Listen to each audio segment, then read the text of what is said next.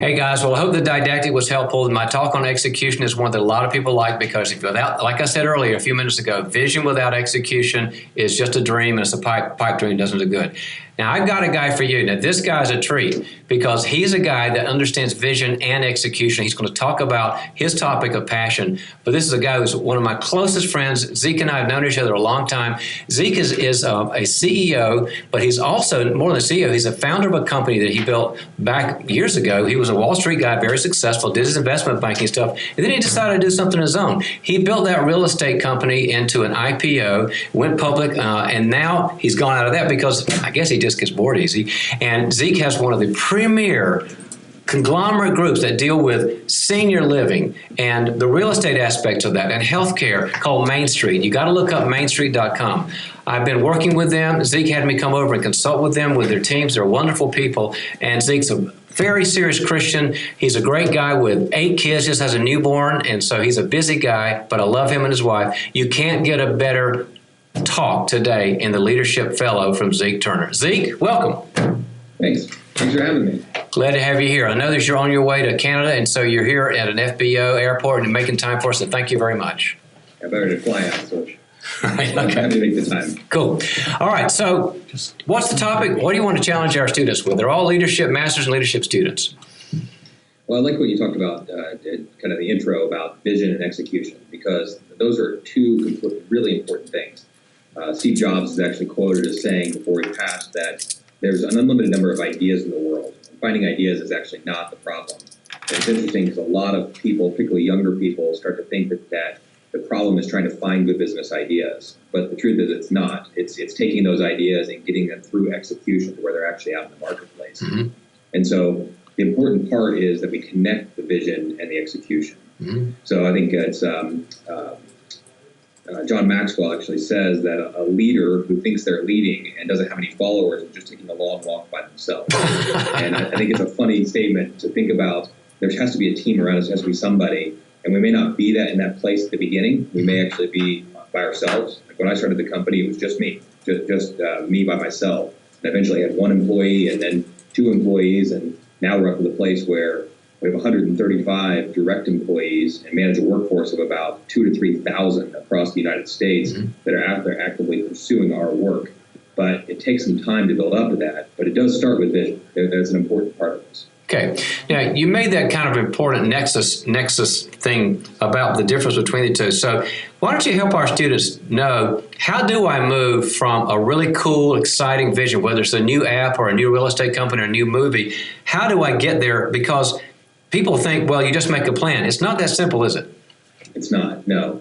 Now, it's interesting how often people start running out without any plan whatsoever, and that's also not a good thing. But I think for me, it starts with something that Simon Sinek made very popular, this concept of why do you exist? It's if you don't have that, if you don't have that central why do you exist, which I think is actually the most important question that we answer for both professionally and personally. What is the point of us being here? Why should anybody care? Sounds a lot like Rick Warren, purpose-driven life. Kind of the purpose, it's the purpose concept of what is it that you're even trying to accomplish? So to me, in order to even have vision to begin with, you have to get down to why do you exist? So Harvard Business Review had a publication on vision that's actually really quite strong.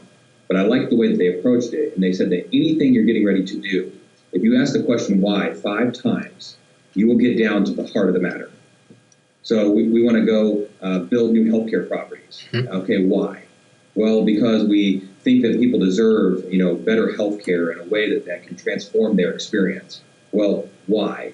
Well, because we believe people need to be taken care of better. Well, why? Well, because we believe that people have personal dignity and that God actually designed them especially, and they deserve to be taken care of as such, and so on and so forth, to get down to this core purpose for us, which is to transform lives.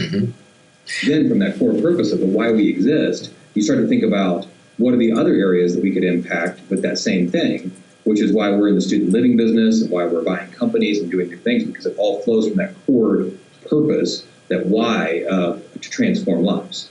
I love Sinek too, and I love the power of why.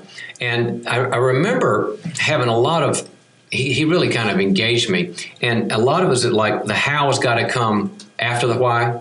So now that because you're right about that was a great article in Harvard Business Review. So once you've got your 5 whys and people have really dialed in to not only you, but your team's got it, your key people have got it, take us to the how, because that's kind of the part that so many people just get kind of ADD on. Yeah. Well, as you can imagine, across all organizations, there's going to be lots of different how statements and ways you go about things. Like for us, we sorted down that we believe in a few key things. One is the way we go about our business is of principal importance. We believed in simplest, effective solution. We believed in beauty and design. We believed in living with a sense of urgency. And there's a whole list of things that we identified as our how statements. And as Simon Sinek says, which I think is really spot on, is that the how statements may change a little over time, but they shouldn't change a lot. The why statement should probably never change, and if it does, you should really go out of business. You should just sell or move on with your life, go to a lifestyle or something like that. How should change irregularly, maybe occasionally, tweak, and then what could change actually fairly often. So for me, the how was then saying, okay, this is why we exist.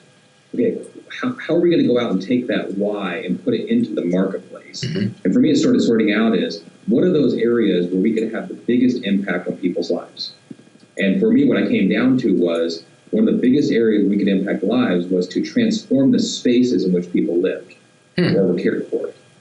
And so the how started to really play into more of an industry concept or more of a focus. Now, if you look at my history, I started the company in 2002, but it took me until about 2006 to figure out that this was where we wanted to be.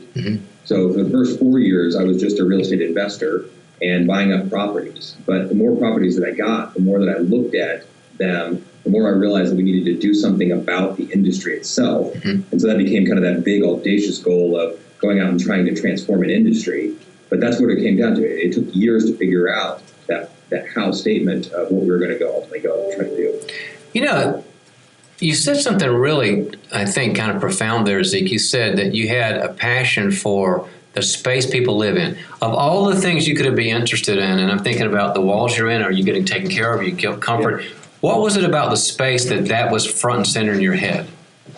What really occurred to me is when you look at healthcare properties, we think about that impressionable moment in life.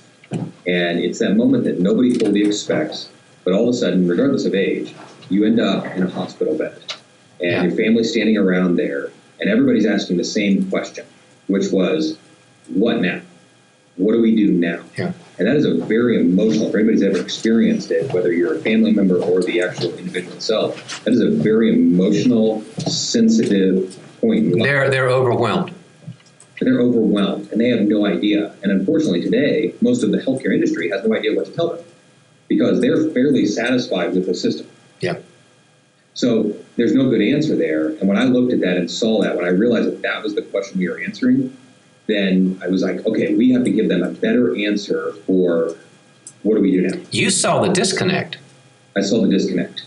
And a lot of times, I'm often asked when I go out and speak, how did you create demand? Because the space we're in it's full blue ocean. It's wide open. We have no real competition. And I get that question, how did you create demand? I'm very quick to say we didn't create any demand. We just uncovered it. And most of the problems we're seeking to solve actually already exist. They're out there in the world. We see them around us. Sometimes we might be blind to those problems, but those problems exist.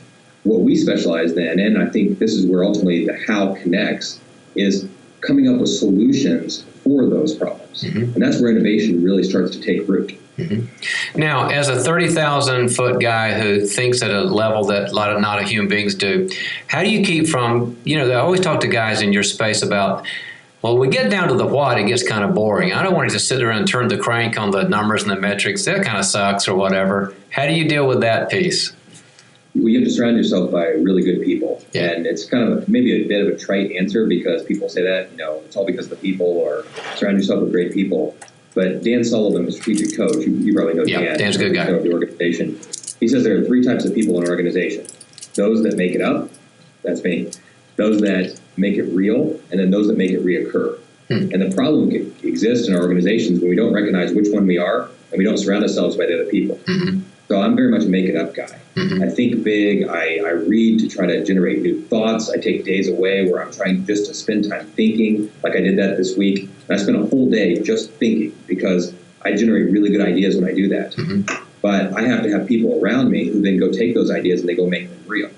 And how do you pick those people out, Zeke? Because they're special people that can really execute at that level. What do you look for? I try to find people, and I've been blessed to have several of these in my life, and they've actually changed over time, which is interesting because different people move in their own career progressions.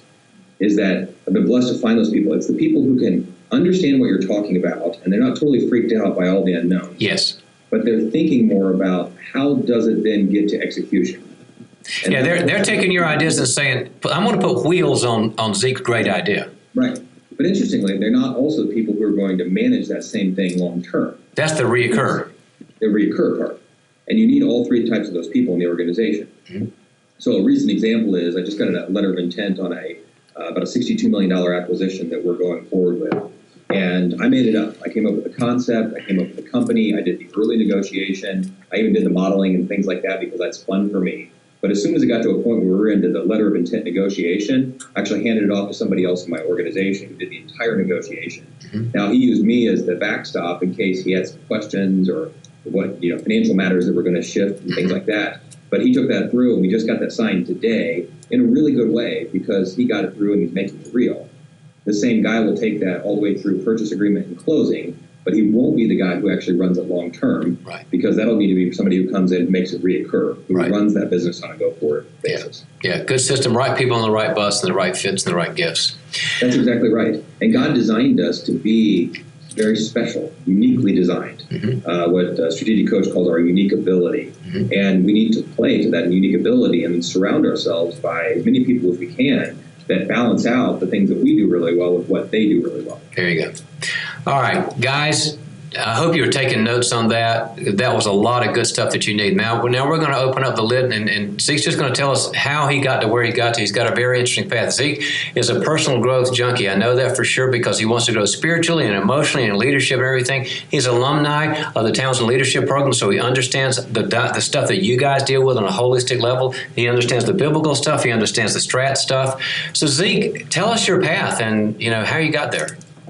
Well, one of the things I believe in most is continually testing, is going back and looking at, okay, what did I think was going to occur? What actually occurred? Where did I get it wrong? Where did I get it right? And so I feel like my life has been something of that, an iteration approach, where I always felt compelled to keep pushing, to keep growing like we talked about, and recognizing you're going to make mistakes there. So my quick story is I left Taylor University in 2000, and I went to New York as an investment banker with Solomon Smith Barney, so I worked on Wall Street. I did that for 2 years really as a kind of a learning experience. That's how I went in with my view. I never wanted to be a career investment banker. And then I left in 2002 to start up this company with really, you'll laugh about this, no idea what the business was going to be. I just started a company. I'm going to start a company. I'm going to start a company. So I thought I'd be involved in private investments, private equity, but I had no idea how to buy a company. So I was kind of stuck, and I had no money. So it's kind of a bad combination. So far, this story needs some changes, but good things happen after that, right, Zeke? Good thing happens. So if you're out there in the audience and you have no money and no idea what to do, don't worry. Things will work out okay. But I found that real estate investment, particularly in the senior living space, senior care space, was actually pretty simple, straightforward. And I figured I could raise money and do good investments, and so I did. And so from 2002 to 2006, that's what we did, a real estate investment company. Then based on this whole why, that's when the why started to really take root for me to transform spaces. I started a real estate development company and then have been running that for the last now 10 years, and that's gone incredibly well. We've had 2 different IPOs on that same company. We've had tremendous volume of business through there, and that's done extremely well. But I'm not one to just kind of sit there. Iterative approach, I want to keep growing and developing.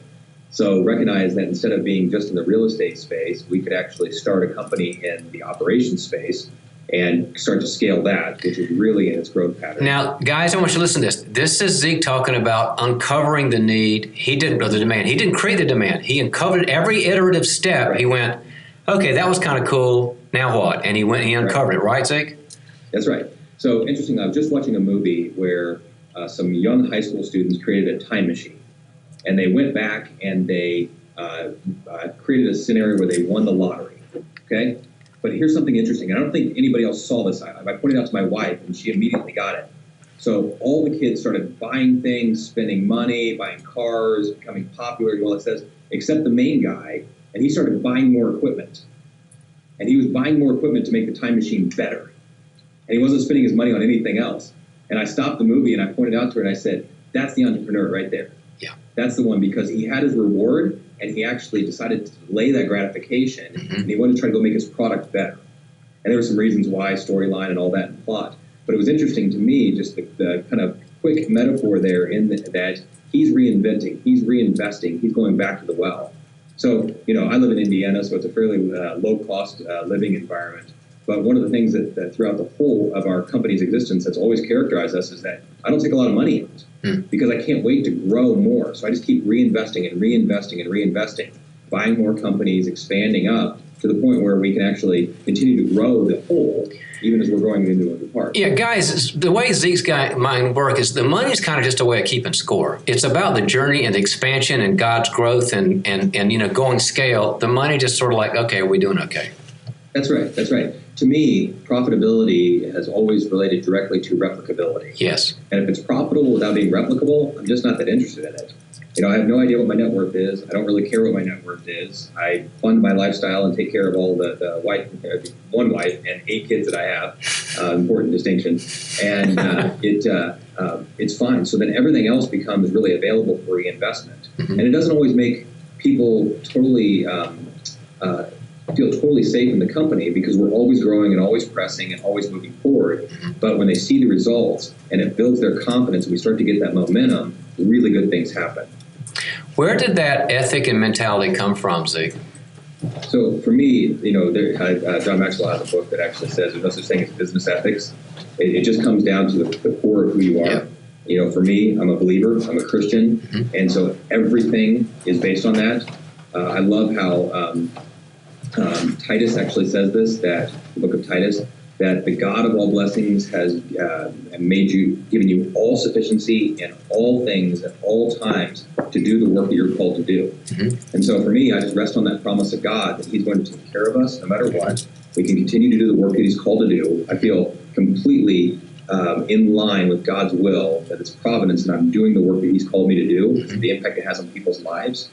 And so with that, I can move forward in confidence that this is going to work out. It's going to work out well. There'll be ups and downs along the way because that's the world, but continue to push forward to that. But center it on always in every way trying to glorify God to the best of my ability. And you can't act unethically and glorify God. And that's the final why. It's the final why, is that we exist to glorify God. Yeah. And if you read that passage on down a little bit further, it actually says, go and be generous, so that people will give thanksgiving to God, and therefore he will be glorified. And if you think about that, that's the pattern, right? Yep. God gives to us so that we give to others. They give thanksgiving to God, and he's glorified, and that's the gospel message. That is the gospel message. So now, okay, your things are exploding. What's in the future? So that's one of the challenges in leadership when things have gone really well. Okay, we had a technical thing, but Zeke's got to catch a plane because he's going to be keynote speaker at a big conference in Vancouver right now. But here's the deal. Zeke, like I said, they're slogging away. They've got their own visions, their own passions. And what would you tell students who are in a graduate program, who are getting out with probably in less than a year with a master's in leadership? What would you tell them to do right now that would make things better? Okay. First, ground yourself biblically. Get in the Word every day. If you need a pattern or looking for a way to do it, just pick a book of the Bible or 7 chapters, read repetitively. You'll learn so much from that. The greatest wisdom I have ever received in my entire life comes directly from Scripture. The second thing is commit yourself, and you're already doing this through the master's program, commit yourself to being a lifelong learner. Try to learn something every single day. Stretch your mind, grow. Don't get locked into your assumptions. Step back and test those assumptions and make sure that you're seeing the bigger picture. And then the third thing is be persistent, but also patient. Find the unique blend of those two things. A lot of times what I find is that people who are younger, and this is a broad generalization, but people who are younger are a little bit backwards in that. Sometimes they'll be impatient, wanting to move forward too quickly, but they won't have the persistence to drive through those challenges. Instead, invert that. Be incredibly persistent. Now, that's one of the things that's really been a hallmark of my success so far, is I have an unbelievable resiliency and persistence, even sometimes when it's just pure stubbornness, to move forward with things. But you got to be patient with the process, be patient with the growth, be patient with God's timing, Because for me, the real great growth curve and the real great success took about 10 years to pick up steam. That's a long time. You got to be patient. So if you're going into an organization, work really hard, but be patient. The growth pattern will come. People will recognize it. You're going to go out on your own, recognize it's going to be slow growing for a while. But when the things start to really pop, they're really going to move. Build internally first and let the external growth start to happen. You know, guys, Proverbs 6 tells us to be like the ant who just does the right things at the right time. Now, Zeke's one of the smartest ants out there, so he could have gone a lot faster. He could have gone so fast and not been patient, built the systems, and what had happened is he'd have had a micro of growth that would have been short. Zeke was after the oven. God's process is an oven, right, and that's how it gets done. That's right. And, look, you're right. I could have gone a lot faster. I probably would have made a lot of mistakes along the way. In fact, the time when we grew the fastest is when we saw the most issues occur. Now we're going back and kind of resetting and growing internally, getting really strong internally so that we can ultimately grow even faster externally. And that's an exciting thing. It's a little challenging for visionaries to really focus internally because you just want to go, go, go, go.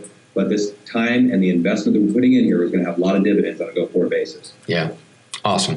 Guys, I hope you're taking notes on this because Zeke's been there, and he's the kind of guy that knows how to. Some people can get there, they can't talk about it, they don't know how they did it. Zeke's thought through it. He's a thinker. He spends these days apart, so I hope that you took in his articulation. Zeke Turner, love you, man. Thanks so much. It's so great having you.